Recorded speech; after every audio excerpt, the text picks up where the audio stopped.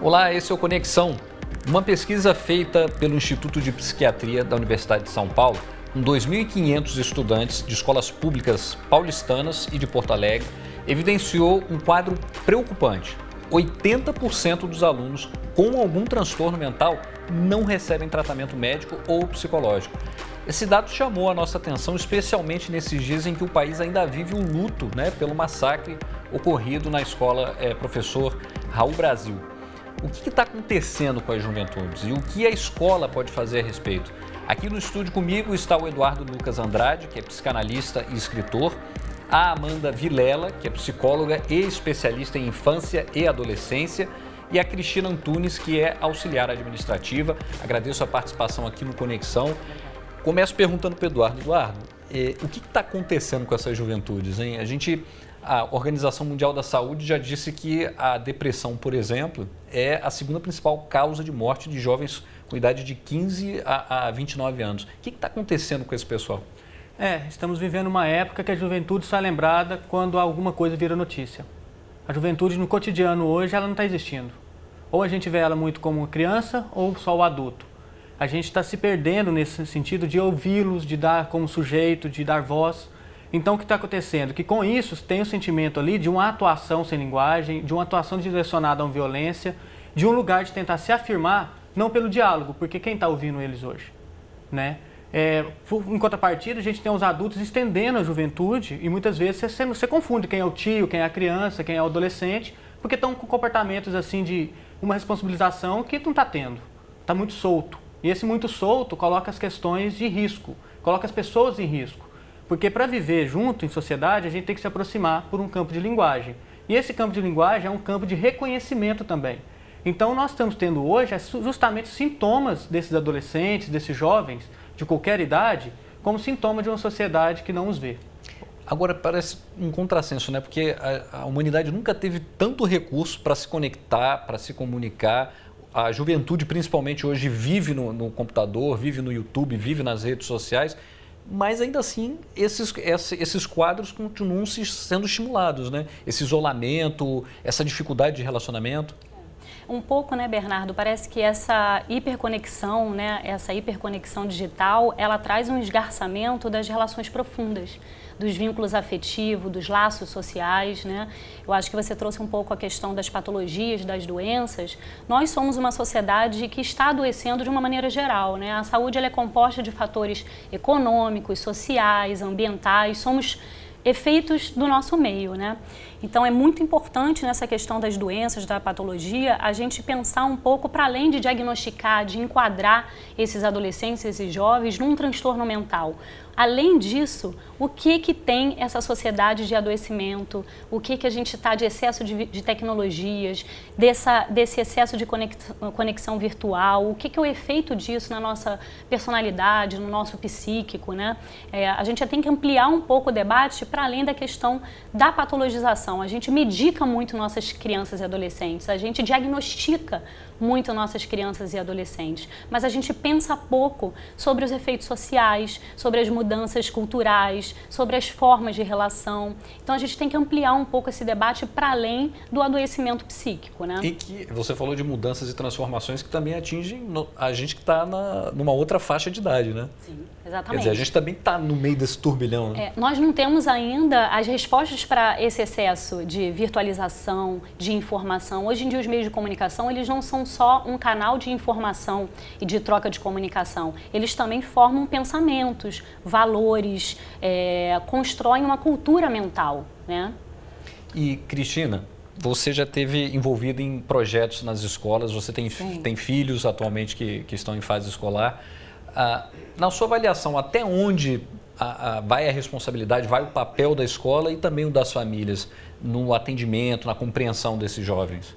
Bom, eu acho o seguinte, eu acho que se não houver uma parceria séria entre família e escola, fica difícil você ter uma educação de qualidade. Porque tem que se destruir a concepção de que escola é depósito de criança, escola é depósito de aluno. A escola não serve só para formar um futuro profissional, Ela forma cidadãos. Então, o que acontece? Se a família não tiver essa participação atuante dentro da escola, vai ficar difícil, porque ali dentro da escola eles são preparados para conhecer o aluno naquele período de aula. Mas e o que acontece com o aluno que é um cidadão, que é uma criança, que é um jovem, um adolescente, fora da escola? Entendeu? Então, na minha concepção, tem que haver essa integralidade, uma parceria maior, uma participação maior, mais ativa da família dentro da escola. Porque a escola sozinha não tem como fazer esse trabalho. Precisa realmente da participação da família. Isso, para mim, é fundamental. Pois é, a gente recentemente, eu falei no início do programa, viveu um exemplo extremo, né?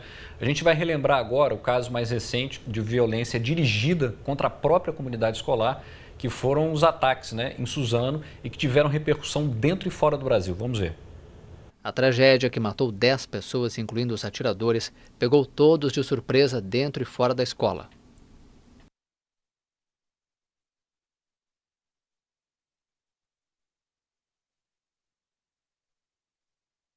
Acho que a gente teve um problema com o áudio, mas todo mundo acompanhou, né, o que aconteceu lá em Suzano, na região metropolitana de São Paulo. 10 pessoas acabaram mortas nesse ataque, né, incluindo os 2 jovens que perpetraram lá, né, o massacre. Numa situação como essa, Eduardo, é uma situação extrema, né? Quer dizer, aqueles jovens ali não chegaram da noite para o dia e decidiram que iam invadir a escola e fazer aquilo. Aquilo ali é um processo que já vinha acontecendo há algum tempo, né? Certamente. Eu vou aproveitar que teve um problema com o áudio para dizer que justamente esses massacres são problemas com áudio. São problemas que a gente não escuta, são problemas... Foi uma boa conexão aqui, né? De ideias. Porque ninguém escutava. Quando na escola alguém diz de um sofrimento, diz de alguma coisa, ou parte para patologização e pega um diagnóstico e o rotula, e ninguém escuta o singular. Vocês estavam falando do transtorno, eu gosto de pensar transtorno de transtorno. Algo circula ao redor de outra coisa. E nosso trabalho é ir naquele ponto que é singular. Então a escola hoje, quando ela não escuta isso, ela não escuta a criança que tem dor de cabeça na mesma aula, que as crianças que tem evasão escolar, a criança que vai para a escola e veste uma blusa de frio, fica lá no canto, escondida e não quer escutar ninguém, ou uma criança que tem mudanças repentinas, ou que ela sempre fala algo que vai desvalorizá-la ou desvalorizar o outro, e não para a sala para trabalhar algo do social, para trabalhar algo do laço, nós estamos perdendo justamente a escuta. Quando a gente perde a escuta, sobra esse ato, né? Por exemplo, fica um hiato mesmo na questão, aí fica um buraco, um vazio das relações. Uma escola, ela deve se pautar nesse ponto de promover pessoas. E promover pessoas, você não pode ficar fixado numa matéria escolar ou numa matéria só corpórea. Mas esse tipo de postura, né, dentro de sala de aula, quer dizer, o professor está observando que o aluno está ali com capuz, está isolado, não está se conectando. Esse tipo de postura que se espera do educador, falando dessa maneira, parece até que assim, isso é uma sensibilidade individual que a pessoa tem que ter, de observar, de se aproximar, querer saber o que está acontecendo. Mas isso também pode ser treinado? Quer dizer, os professores podem passar por um processo de capacitação que os ajude a perceber essas situações? Esse livro, Psicanálise da Educação, que eu deixei aí, ele está agora em edição ampliada. Esse livro ele nasceu da prática, né, de educação a partir da demanda dos pedagogos, dos educadores e dos professores, que aí eu vou trabalhar as três palavras. Justamente como prepará-los a isso, porque na formação deles muitas vezes não vem esse ponto. E esse ponto da relação é onde que vai ter o aprendizado, é onde ele pode focar-se em querer aprender, em querer desenvolver, em querer construir. Desde a tenra infância, desde o prézinho ali, desde a escola menor, no brincar. Isso pode ser trabalhado no brincar. Só que se a gente não trabalhar os professores, prepará-los, tratar a sua angústia, igual também eu coloco nesse livro, prepará-los para trabalhar temas que para eles podem ser difíceis, eles não vão conseguir. Por exemplo, todos esses pontos que a gente traz gritantes, ou tem a sexualidade por trás, se a gente não fala sobre sexualidade, isso vai vir de forma abusiva, ou tem, além da sexualidade, pode ter a questão do suicídio, da morte, ou a questão da violência. E se eles tentam reprimir isso por um despreparo, coloca todo mundo em voga de que isso retorna. Quando se trabalha, isso não retorna, isso é canalizado. Eu acho que esse é um grande ponto. Um exemplo que eu sempre dou... Se você me permitir, a gente está falando no fundo, de uma capacidade que a gente tem que ter de conexão também. Sim. Nós, adultos, educadores, né? E a gente também está vivendo essa situação no mundo em que as pessoas estão cada vez menos conectadas, apesar dos aparatos, né? Sim. Como é que você trabalha isso com o educador, por exemplo? Voltando para a questão da escola, né, Bernardo, eu acho que o que aconteceu, por exemplo, em Suzano é a ponta de um iceberg, né? A educação tem que se reinventar como um todo. Essa escola tem que pensar as questões de gênero, ampliar o debate sobre gênero. Por exemplo, por que a gente tem nesses episódios de massacres no mundo inteiro apenas a participação de meninos? Por que a gente não tem nesses episódios uma participação da menina? Será que isso não aponta para as masculinidades que a gente tem construído, para a educação que a gente tem dado para esse menino que tem que ser valente, que ele tem que brigar, que ele tem que ter a arma como um objeto legítimo da sua masculinidade? E a escola passa por aí. Como é que a escola está trabalhando o gênero, está trabalhando essas questões de gênero? Como é que a escola está trabalhando a cultura de empatia, trazendo a cultura de paz, né? Então, eu acho que a escola tem estratégias claras de como ela pode trabalhar a prevenção desses problemas, trazendo esse aluno para o centro da cena como um protagonista, como um sujeito de direitos, que tem voz, olhando e escutando, como o companheiro falou, as habilidades desse aluno, valorizando positivamente as habilidades desse aluno. Agora, Bernardo, a escola não está sozinha, né? Essa criança, esse adolescente, ele precisa de uma aldeia. Nós todos fazemos parte dessa aldeia que cuida de uma criança, né? Pois é, e até queria perguntar para a Cristina. A Cristina integra, né, uma associação de pais e mestres. Como é que as famílias veem esses debates, por exemplo? A gente está falando aqui de uma necessidade de uma nova educação, né, que seja mais sensível às questões daquele ser, né, que não tenha tantos tabus como a gente ainda vive, né? As famílias, elas ainda são refratárias a esse tipo de... Olha, eu tenho percebido que de um ano para cá isso tem melhorado. As famílias têm se tornado mais participativas dentro da escola, porque está havendo realmente um abraço. A escola abraça realmente a família.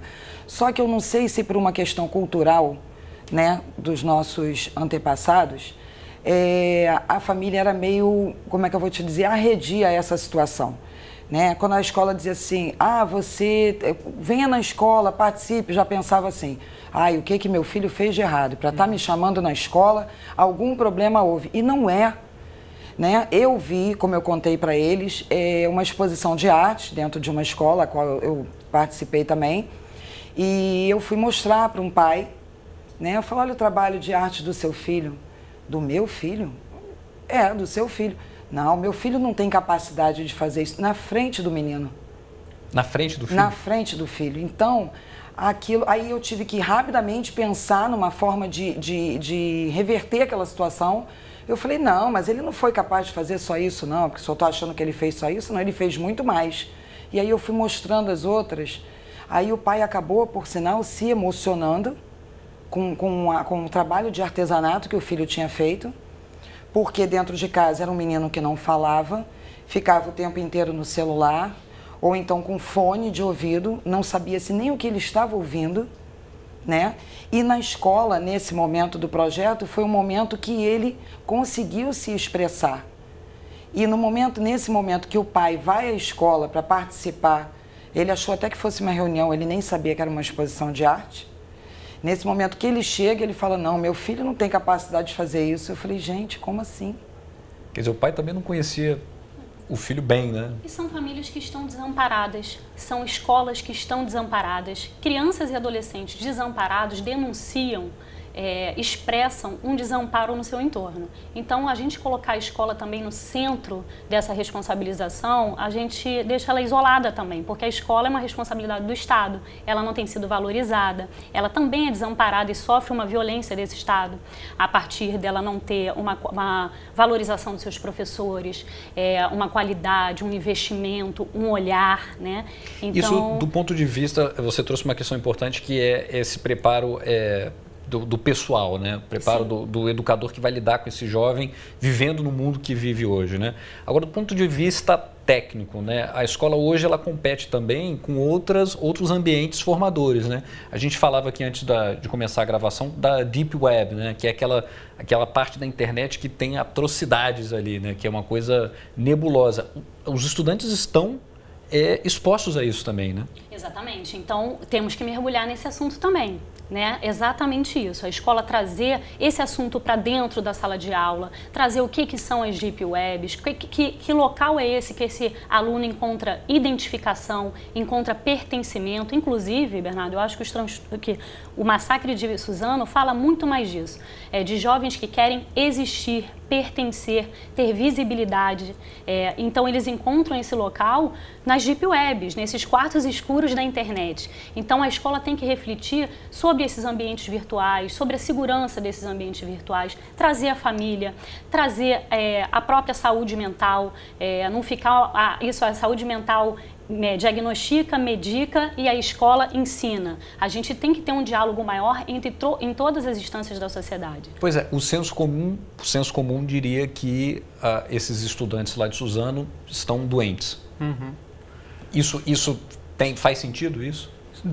De uma amplitude, sim. São sintomas sociais, inclusive toca nos nossos sintomas, porque quando a gente vê esse massacre, que a gente vê tudo isso, toca na nossa época escolar, que nós lembramos do que nós vivemos.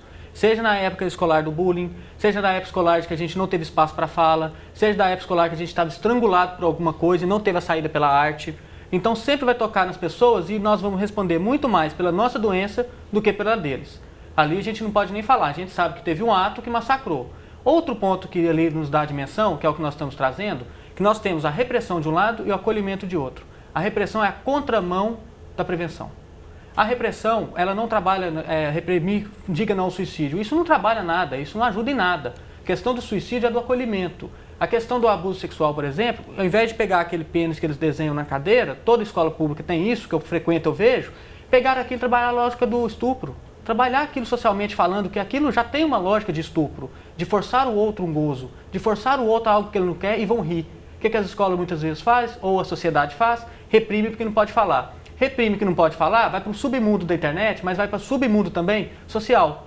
Então a gente só perde na distância. Uma escola mais próxima, que já investe nessa relação, ela trabalha a prevenção do suicídio, igual eu tenho feito muito nas escolas. Inclusive essa é a segunda edição do livro, a gente aumentou 2 ou 3 capítulos sobre, para preparar esses profissionais a falar desses temas, porque os jovens dizem disso. Quer dizer, se a escola não cumpriu o seu papel de educação, alguém vai entrar Os caras da esquina jogada têm ótima lábia. E vai fazer.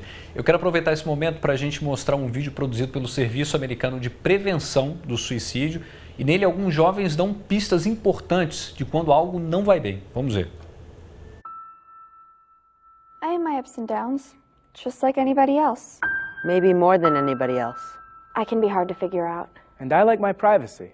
I don't want you looking over my shoulder all the time. But you know your kid better than anybody else. And if you think he's acting different than usual... Acting really down, crying all the time for no good reason. Or getting really mad, not able to sleep, or sleeping too much. Shutting her friends out or giving her stuff away. Acting reckless, drinking, using drugs, staying out late. Suddenly not doing stuff he used to love. Or doing stuff that's just not like him. It might be nothing to worry about. It might just be high school. Or it might be something more. He might be depressed. Not just feeling down, really depressed. It might be that your kid is thinking about killing himself. It happens. More than you think. More than it should.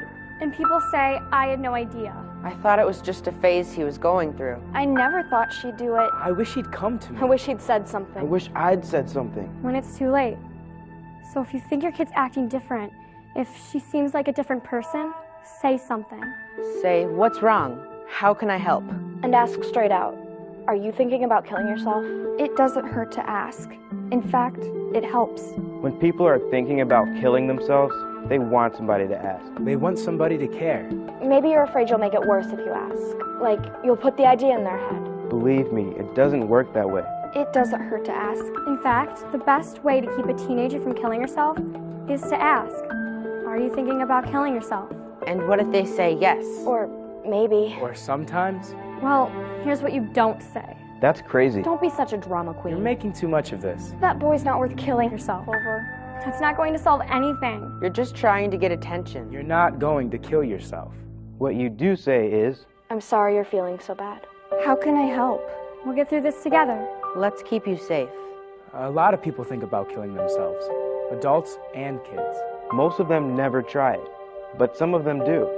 So if your kid says, I'd be better off dead. I can't live with this. I'm gonna kill myself, take her seriously. find someone she can talk to about it. Someone who knows how to help. Sometimes kids want to kill themselves because something happened.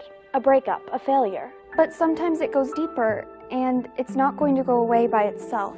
Get some help. Talk to your doctor. Or a counselor at school. Or your minister. But don't just let it drop.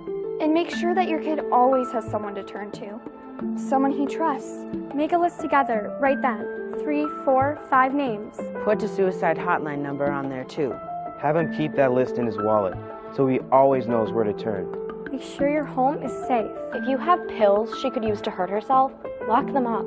If you have a gun, don't just lock it up. Get it out of the house. The bullets, too. And one more thing. If you think your kid might be about to hurt himself, don't leave him alone. Take him to the emergency room. Call 911 if you have to. We all have our ups and downs, but sometimes it's more than that. If you think something's wrong, the only way to find out is to ask. Ask straight out. Are you thinking about killing yourself? Don't wait until you're sure. Trust your gut, because it never hurts to ask. And it can make a big difference. All the difference. In your kid's life.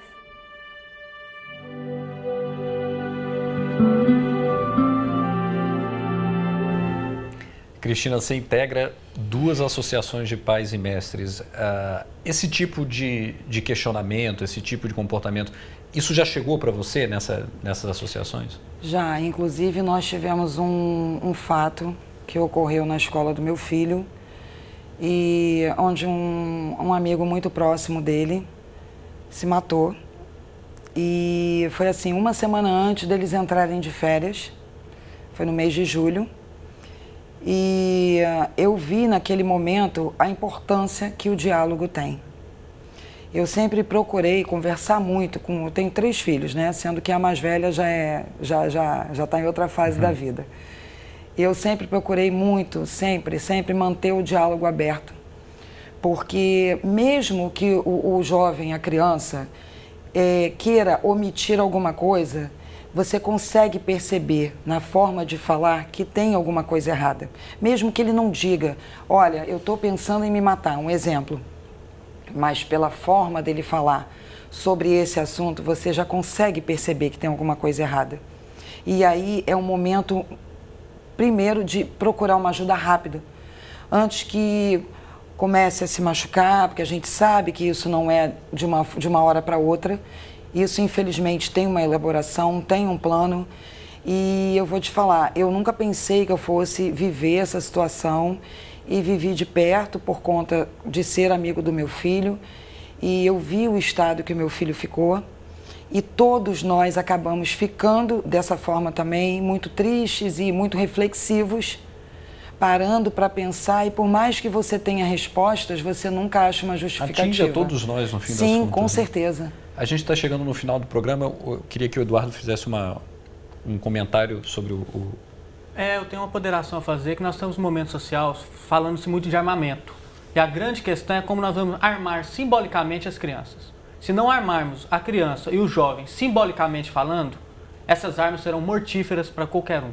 Ponto. Armar simbolicamente é trazer vida, é fazer falar, é promover alguma coisa. É só isso que eu queria completar. Os Estados Unidos parece, né, a Columbine tem 20 anos. Ele parece ter aprendido e vem aprendido um pouco que não adianta armar a sociedade, né? Apesar de lá ter todo o estímulo, né, e a legitimização do uso da arma, ele ampliou o debate que não é só a questão de armar a sociedade. O que está nas bases desses fenômenos do massacre? Né? O que está na base dessa sociedade compulsiva, adoecida, que estimula a hiperindividualização? Os Estados Unidos mostram nesse vídeo que ampliou um pouco o debate para o que está na base desses fenômenos, não só apenas tratar sobre o massacre em si. Abrir os olhos e os ouvidos. E eu acho que, infelizmente, a experiência dolorosa de Suzano traz essa lição para a gente. A gente tem que ampliar esse debate para além do massacre. Com certeza. E eu queria só deixar assim, registrado o seguinte: não posso precisar você em quantas escolas existe, mas eu posso garantir que nessas 2 escolas, tanto no Colégio Estadual Chico Anísio, como na Escola Municipal Epitácio Pessoa, existe já a matéria do PV, que é o Projeto de Vida, onde o professor, dentro de sala, tem um momento com os alunos, onde eles podem se expressar e onde todos esses assuntos são levados para dentro da sala de aula e são falados, sim. Bacana. Bom, tá feito o registro. Infelizmente o nosso tempo acabou. Queria agradecer muito a participação de vocês aqui. É um tema que a gente precisa voltar a falar sempre, né? Porque diz respeito a vidas, aí a gente precisa preservar. Muito obrigado, viu? Obrigada a você. Muito obrigado. Obrigada. A você de casa, obrigado pela companhia. Se quiser rever essa e outras entrevistas, é só acessar o futuraplay.org e até a próxima.